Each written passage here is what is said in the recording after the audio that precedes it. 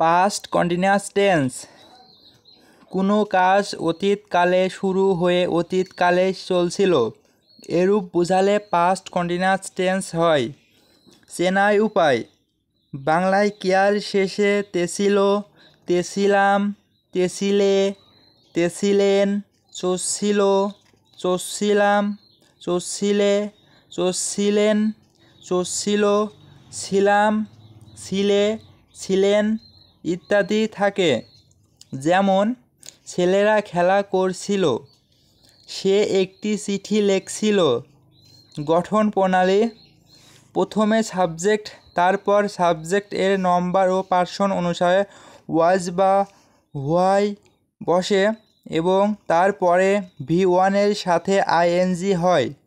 এই ক্ষেত্রে subject first person ও third person singular নম্বর হলে ওয়াজ, বাকি অন্য সকল ক্ষেত্রে হোয়াই বসে। স্ট্রাকচার: সাবজেক্ট প্লাস ওয়াজ বা হোয়াই প্লাস V1 এর সাথে আইএনজি প্লাস বাকি অংশ।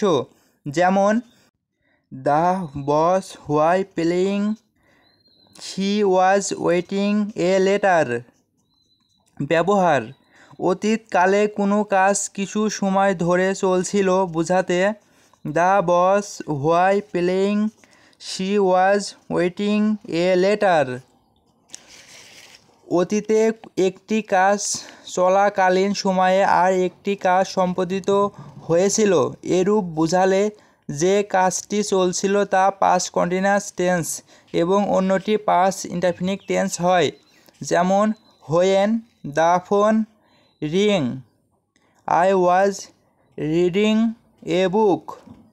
অতীতকালে দুটি কাজ একই সাথে চলছিল বোঝালে দুটি পাস্ট কন্টিনিউয়াস টেন্স হয়। যেমন I was watching television while my sister was reading a book.